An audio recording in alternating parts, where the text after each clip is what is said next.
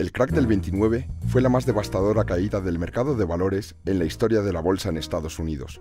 Mucha gente se arruinó y lo perdió todo. A este crack le siguió una fuerte crisis económica, conocida como la Gran Depresión. En este vídeo os vamos a contar la historia que creíamos que nunca se iba a volver a repetir. Miércoles 23 de octubre de 1929. Los precios se desploman en el mercado de valores de Nueva York, la bolsa neoyorquina situada en el número 11 de Wall Street. Los inversores están sorprendidos y preocupados. Durante años, los precios de las acciones no habían parado de subir. A ese miércoles le sucedió el Jueves Negro. De repente, la bolsa de Nueva York se llenó de gente que en vez de comprar quería vender. Dicen que hubo gritos, llantos y empujones en el parqué. En las calles aledañas se congregó una gran multitud. Para entender el crack, debemos retroceder una época. En 1919, los Estados Unidos habían emergido como primera potencia tras la Primera Guerra Mundial. Estados Unidos estaba viviendo una etapa de su historia muy gratificante y placentera, que creían duraría para siempre. Eran los felices años 20. Las fábricas americanas producían productos para la vieja Europa. Para costear la guerra, el Estado había emitido unos bonos, llamados bonos libertad. Si pagabas por dichos bonos, el Estado te devolvería el precio de los bonos con intereses. Por primera vez, los ciudadanos vieron que podían obtener rentabilidades interesantes por sus ahorros. Así, Charles Mitchell, presidente del National City Bank, viendo que se acababa de crear un público con tendencia a invertir, decidió sacar al mercado bonos corporativos o acciones, y le dijo a la gente que eran inversiones fiables y con poco riesgo. Pronto, los bancos empiezan a sacar nuevos productos financieros, abriendo también el grifo para que la gente acceda al capital. Por primera vez se instala el compre ahora y pague después. El acceso al crédito era facilísimo y todo el mundo, desde el director de un banco hasta un limpiador de zapatos, podía endeudarse y vivir por encima de sus posibilidades. En esta expansión de crédito tuvo mucha culpa la recién creada Reserva Federal en 1922, bajando los tipos de interés a niveles históricamente bajos, hinchando una burbuja inflacionista e iniciando una borrachera bursátil. La bolsa, en aquel entonces, era un mercado en el que solo invertían expertos, muy restringido al público y se acomodaba como un mercado competitivo, rigiéndose a las leyes de oferta y demanda.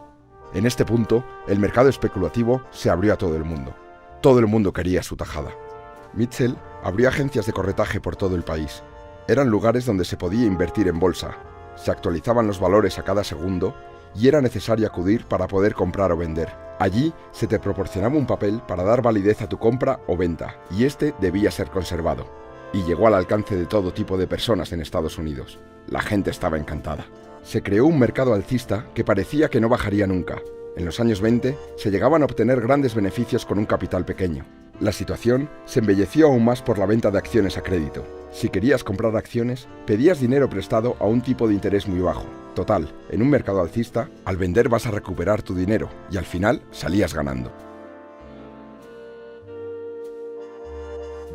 El mundo se endeudaba y las agencias permitían un apalancamiento 1:10, es decir, invertir una suma 10 veces superior a tu capital real. Se calcula que 2/3 partes de las acciones de Wall Street se compraban con dinero prestado. La bolsa sube o baja rigiéndose por la ley de la oferta y la demanda, es decir, de lo que la gente está dispuesta a pagar. Aquí la demanda crecía sin precedentes. En vista del gran beneficio que todo el mundo estaba obteniendo, la gente no le importaba cuánto pagar por las acciones, siempre y cuando subieran. Este exceso de demanda provocó que los valores creciesen y creciesen sin control. Fuese de la empresa que fuesen, no importaba por qué estaban subiendo, siempre subían. Por lo tanto, el precio de las acciones se empezó a inflar, alejándose de sus valores reales. Así es como se crean las burbujas. Paul Warburg, un banquero estadounidense, lanzó un aviso de la burbuja que se había creado y avisó de una enorme depresión, pero nadie le quiso escuchar, lo hicieron callar. Nadie escuchaba a las personas que querían pisar la realidad y la gente seguía envuelta en su sueño americano. Se continuó invirtiendo mucho y aumentando la burbuja. Hubo un momento en el que algunos inversores profesionales se dieron cuenta de que el mercado se estaba sobrecalentando. Los más profesionales y astutos se salieron, como Kennedy, el padre del que luego sería presidente de los Estados Unidos. Llegó a decir: si un limpiabotas sabe tanto como yo sobre el mercado de valores, tal vez es la hora de que yo lo deje. Así llegamos al punto máximo y de inflexión de la burbuja. La tendencia de los valores se iba invirtiendo levemente. El mercado se había vuelto más volátil y el malestar aumentaba.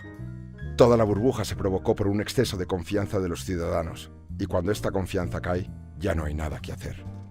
Miércoles 23 de octubre de 1929. La bolsa sufrió un gran golpe al bajar en una sola sesión casi un 7%. Aquel día solo fue un augurio de lo que pasaría al día siguiente. El fatídico y recordado Jueves Negro de Wall Street.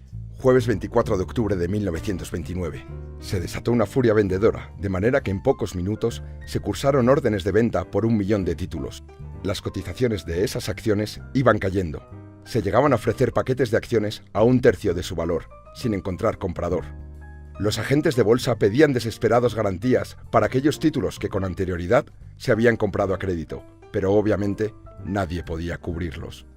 Empezaron a circular rumores de suicidios, gente tirándose desde rascacielos, y la gente de la calle, curiosa, empezó a entrar en las instalaciones. El pánico fue gigante. La policía de Nueva York tuvo que tomar posiciones para evitar posibles disturbios. Ya se había roto la burbuja. La reacción popular fue: esto no puede estar pasando.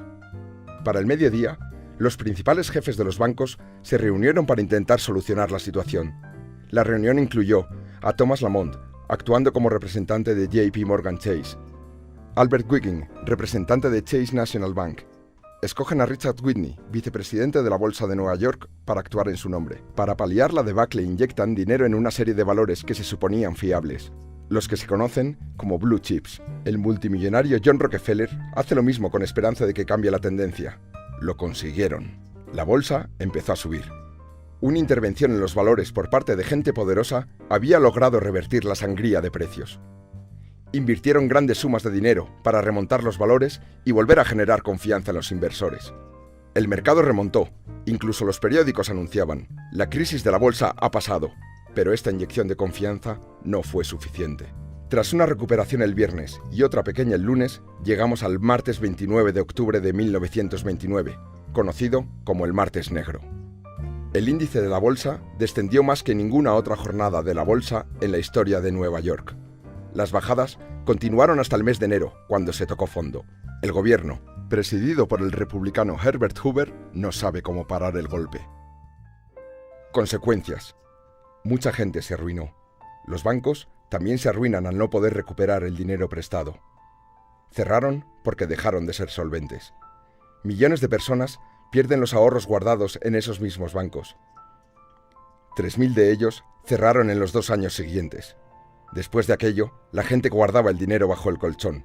Muchas fábricas echaron el cierre. Aumentó el paro significativamente. Empiezan a aparecer barrios de chabolas por todo el país. Y como sucede en todas las caídas, finalmente terminó llegando a Sudamérica, Europa y hasta Australia. Inglaterra se cerró tras sus fronteras y abandonó el patrón oro. El paro se disparó en Francia e Inglaterra. El malestar y la crispación social, producto de la crisis económica, se disparó en Alemania. Un joven soldado austriaco empezó a abrirse paso como el símbolo de la salvación económica y el poderío alemán. Se llamaba Adolf Hitler.